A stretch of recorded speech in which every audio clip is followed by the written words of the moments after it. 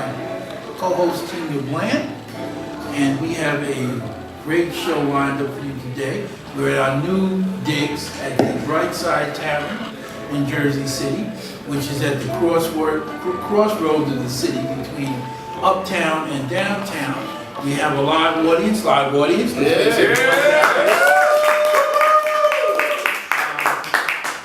We have a great show today. We have some interesting people talking about some very important and vital things. And we even have a few people that we've had on before in other shows. And one of the people we're going to have tonight is Joe Montaperto, who wrote this book. Joe, he's here in the house. When he comes up, I want him to bring his book because Tinia, tell him about that book. Well, he captures an era in our time that I think most of us will not forget.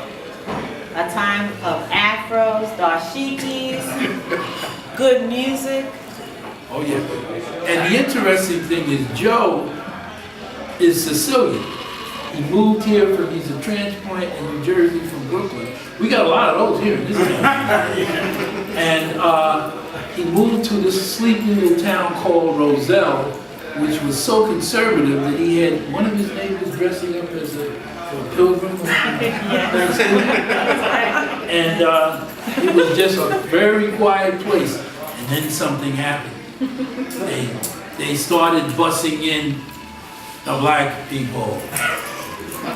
And boy, nothing's been the same in Roselle since. As a matter of fact, Roselle recently had a mayor who was actually from Jersey City originally. That's right. Whose father was a Tuskegee Airman. And Dr. Arnaldo Webster, who's been on our show many, many times, was the superintendent of schools in Roselle. It is not a sleepy little mono-ethnic burg anymore. It's now a different place. But Joe has written this book, and I want him to come up because this book is poignant, it's funny, it does all kinds of crazy things. It's a memoir, but like one you've never read before. He does some, and this thing does. Joe, would you mind coming up?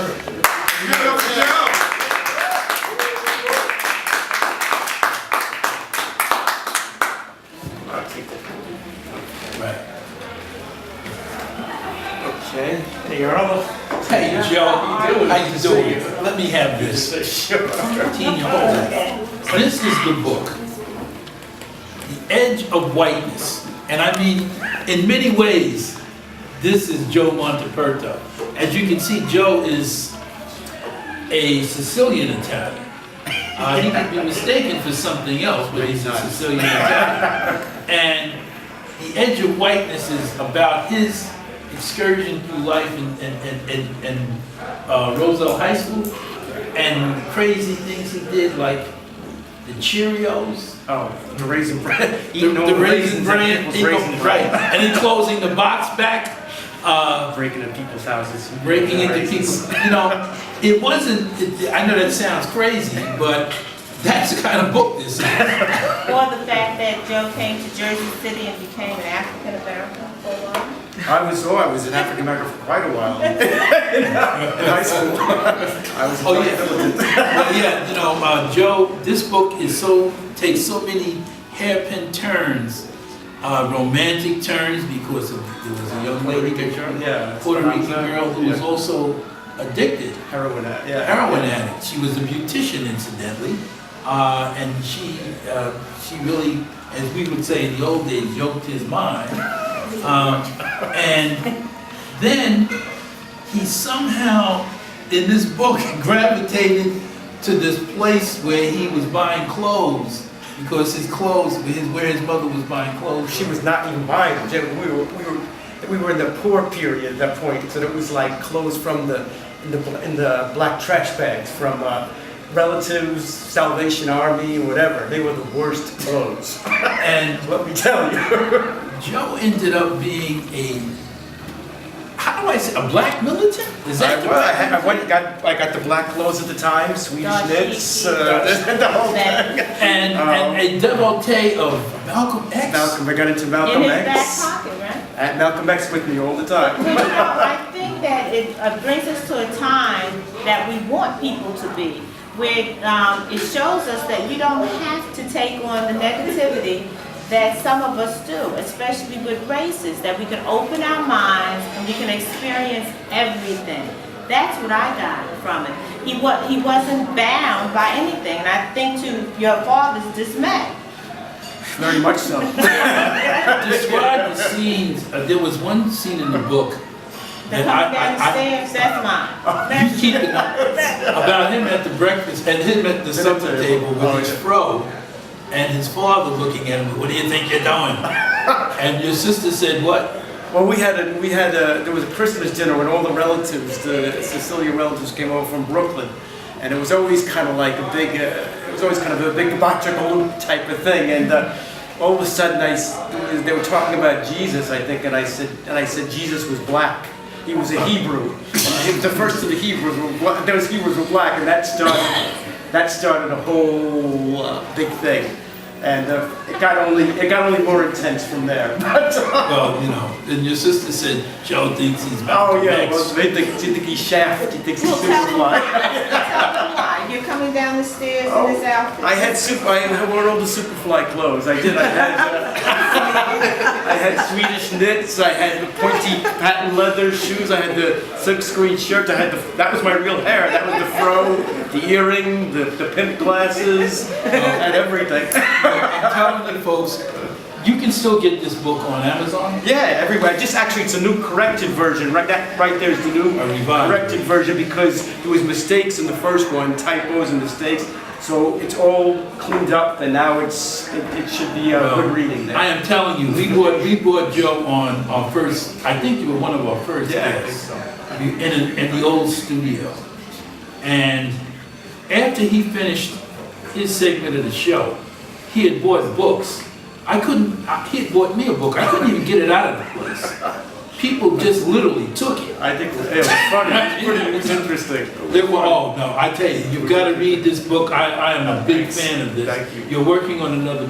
I finished the second book a while ago. The sequel to The Edge of Whiteness, actually, a working title, "Lovely Chaos," about the '80s when I was a comedian in the '80s in New York, and I was also I was going back and forth between being a comedian, a monk, and this integral yoga. A monk? I was about to become a monk. If I was not a comedian, a monk. I was a comedian at the same time, and I was also fighting crack gangs who would beat me up back then. So I had to take a bat to a few people. A bunch of things happened. So there was a lot of violence, spirituality, and humor. On top of all of this man's rich life has taken him to Ecuador. Yes. And he came on our show to explain some of the really injustices that are taking place there, and because the oil companies are wrecking the place. Chinese now. The Chinese now, you know, that's something people aren't aware of. Yeah, the Chinese are tearing it up. Yeah. The Chinese in their never-ending quest for resources and raw materials are all over Africa and South America, and now they're the new polluters. And they're even more, it's hard to be more brutal than what the American companies have done, but they've managed to eclipse it, yeah. But this is really important because this is about our world and whether we'll be healthy or even be alive. Why don't you really tell our audience about what's going on? Well, because the Amazon rainforests are integral to the ecology of the planet. Yeah, right? Exactly, yes. And polluting it will kill us. Well, destroying it will kill us. And that's what they're doing. It's not only Ecuador. I lived in Ecuador for a couple of years. I lived in the jungle literally in the Amazon for a while. My best friends are still there, indigenous. But it's actually going on in not only Ecuador, but it's Peru, Brazil, parts of Bolivia, parts of Colombia, parts of Venezuela, although they killed most of their indigenous people in Colombia and Venezuela. But see, we say those things, but I don't think people realize exactly what's going on. I could tell you, well, one of the things I'm absolutely positive that's going on, because I witnessed it, was a while back. See, the oil companies have been coming into the Amazon since the early 1970s. And they completely, you have to realize this was a completely pristine jungle. at that time. I mean, the indigenous people were living like indigenous people had lived for thousands of years. Now, all of a sudden, the oil companies came in and they just bulldozed all of it. I mean, they literally just wiped it clean for oil drilling. A place called Coca, which you wouldn't believe if you saw it. I was actually there. And at the time, they were supposed to contain their byproducts of their oil drilling, and not only didn't they do it, they just left it there. They wanted no part of cleaning up. So the Ecuadorian people in the Amazon for 30 or more years now have been experiencing the toxicity from the oil that polluted their water, that polluted their ground, that polluted their crops, everything. And I was down there, and you could see the tumors on people, the deformities on the people, on the kids that were born, basically destroyed the culture and the people down there. And I mean, it goes on to this day. Wasn't there a lawsuit against It's been going on at Chevron. That's been going Chevron for the last 20 years. 20 years plus, and Chevron is one of the sleaziest companies imaginable, along with Monsanto. I mean, they're worse than ExxonMobil. Yeah, it's pretty. They're all pretty And British bad. Petroleum? They're all pretty bad. They're all pretty. But this I have personal experience with, and yeah, they countersued the Ecuadorian people Based on what? For fraud, basically. Defamation of character and fraud. Oh, you mean all those tunas and things they just claim? Well, that's all makeup. Yeah, they completely did. They completely, they claim that Ecuadorian people have made this all up and they've actually cleaned it up, which is a complete Well, it lie. sounds like BP in the Gulf. They claim they've cleaned it up.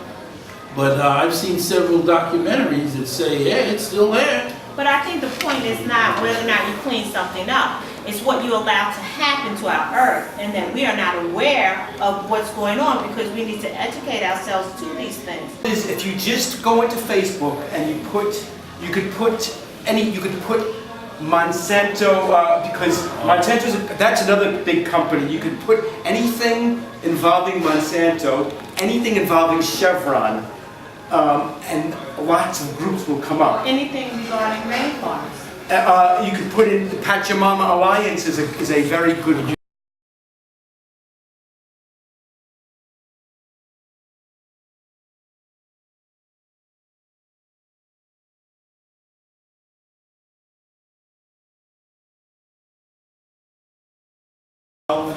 The Rainforest Alliance, there's Amazon Watch.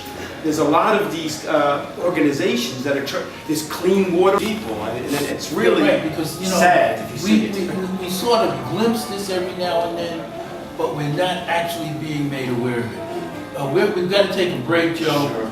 Thanks for being here. Thank you so much. Look, you will be back when your next book comes out. Yes, I am Folks, hoping it. make sure that you go on Amazon and look for a copy. Create Space, Amazon, you can get this almost on any device, mobile device you can get it on. So Okay? Thank you check it out. very much. Thank you Joe. very much, Tinia. Thank you very much, Earl. I appreciate that. Thanks.